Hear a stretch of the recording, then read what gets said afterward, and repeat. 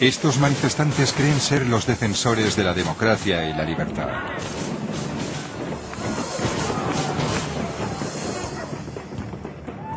Durante la última década, millones de personas se han unido al movimiento antiglobalización para evitar la propagación del capitalismo global. Todos queremos un mundo mejor, libre de la pobreza y las injusticias, pero con buenas intenciones el mundo no será un lugar mejor. En este documental pretendo explicar por qué creo que el movimiento antiglobalización es ignorante y está peligrosamente equivocado.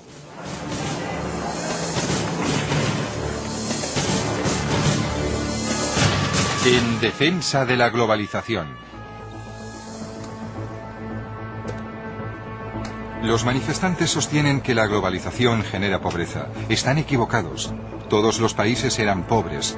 Ha sido en la nueva era de la modernización cuando los países han empezado a librarse de la miseria. En los últimos 50 años, 3.000 millones de seres humanos se han visto libres de la pobreza. Esto es algo históricamente único. Lejos de hacer que el mundo sea un lugar más pobre e injusto, mis investigaciones como escritor me han convencido de que el capitalismo global podría hacer que todo el mundo fuera tan rico y libre como lo es Europa en la actualidad, si se lo permitimos.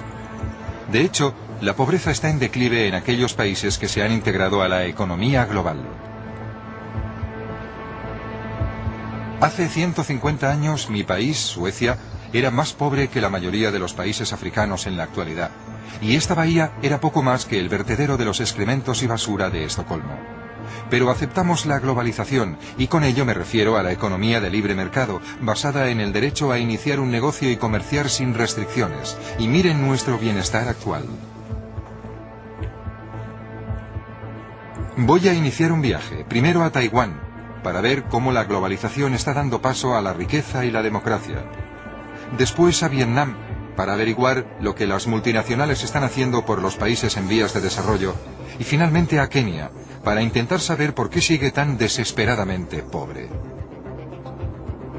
Voy a demostrar que el capitalismo global, lejos de ser una amenaza para la humanidad, es su salvación.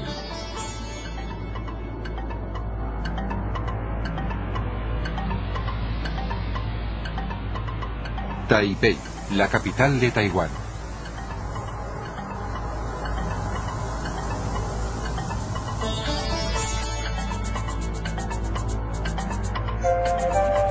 Hace tan solo 30 años, la gente de este pequeño país del este de Asia era más pobre que muchos africanos hoy. La malnutrición estaba ampliamente extendida y carecía de recursos naturales. En la actualidad su pueblo es tan rico como el español.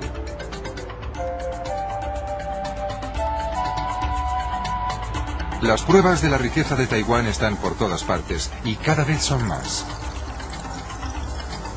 A los 10 años de iniciar la modernización, los índices de pobreza de Taiwán se habían reducido en más de la mitad. En la actualidad, la pobreza absoluta es prácticamente inexistente aquí, y los salarios reales son 10 veces más altos que hace 40 años. Este milagro solo pudo ocurrir porque el país aceptó conscientemente el capitalismo global. Pero antes de que un país pueda hacerlo, debe practicar el capitalismo en casa, y el primer paso para ello es la reforma agraria. Si la gente no es dueña de sus tierras, no tiene ningún incentivo para hacerlas más rentables. En la década de los 50, el gobierno taiwanés empezó a comprar tierras a la antigua élite para dársela al pueblo. La productividad se incrementó rápidamente y Taiwán dispuso de provisiones de alimentos, liberando mano de obra para la industria. En otro tiempo esto era una granja rodeada de arrozales. Es donde vivía el señor Wang, y sigue viniendo para jugar al mahjong con sus amigos.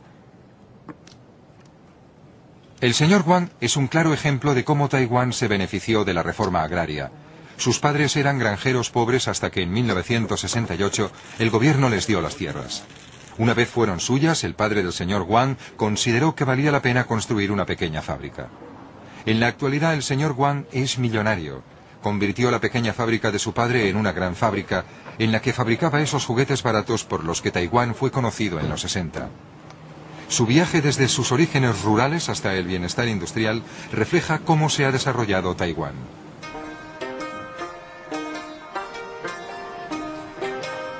En una casa de té cercana le pregunté al señor Wang cómo empezó todo.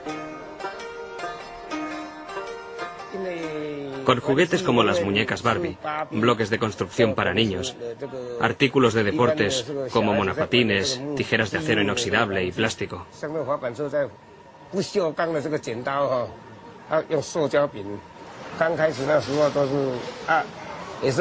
Al principio trabajábamos 24 horas al día en varios turnos.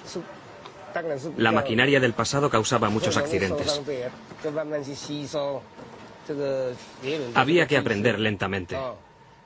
Por eso tengo los dedos así, porque desconocía su funcionamiento.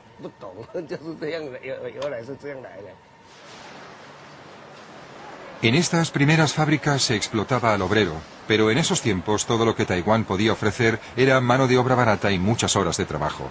El señor Wang me contó que el fomento del gobierno de la industrialización durante los años 60 animó a sus padres a construir su pequeña fábrica. En esos tiempos, el entonces vicepresidente animaba a la gente a dedicarse a la industria manufacturera diciéndonos: tu casa es una fábrica y tu salón es una fábrica. Originariamente, cultivábamos la tierra. El campo que trabajábamos se lo había dado el gobierno a mi padre. Pero el gobierno se estaba reformando en esa época. Quería alentar a la pequeña y mediana empresa. El gobierno decidió a qué tierra se daría un uso industrial, lo que significaba que allí se podía construir una fábrica. A mi padre le dieron una oportunidad, y como es lógico, aprovechamos la tierra. Y ahora, nuestros hijos, que ya son mayores, y hacen lo mismo.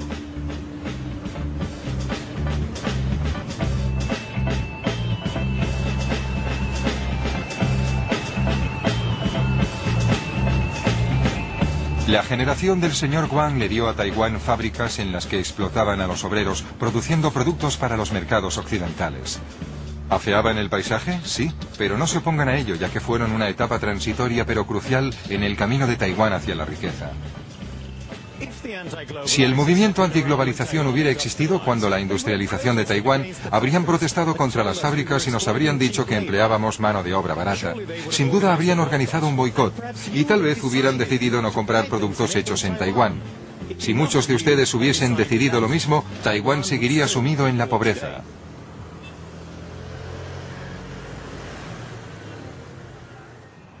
A medida que el señor Wang y su generación fueron triunfando, aparecieron más y más fábricas, lo que significaba un incremento en la demanda de mano de obra. Una vez la industrialización ya era un hecho, la competencia por la mano de obra provocó un aumento en los salarios, por lo que solo podían sobrevivir las empresas más competitivas. Empresas como Acer prosperaron respondiendo a la competitividad con innovación.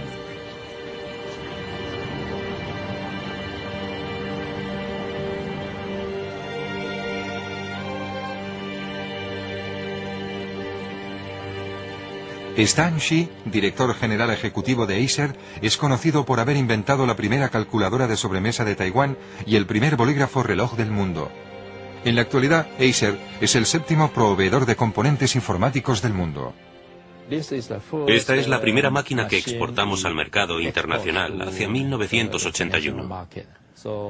Formamos a unos 3.000 ingenieros en Taiwán basándose en este tipo de máquina. Por ello me siento muy feliz. Esto es genial. Y este es el primer ordenador. A finales del 83 lanzamos uno de los primeros ordenadores compatibles de la región. ¿Y a dónde lo exportaban? A casi todo el mundo. El señor Shi me invitó a acompañarle en sus ejercicios a la hora de comer en el gimnasio de la empresa. Quería saber cuál era, según él, la clave del éxito de Taiwán. ¿Era más fácil iniciar un negocio en Taiwán que en otros países? Sí, creo que sí. A la gente le gusta tener su propio negocio. En la ciudad se cuenta un chiste. De cada 6 personas que vea en la calle, una de ellas es presidente.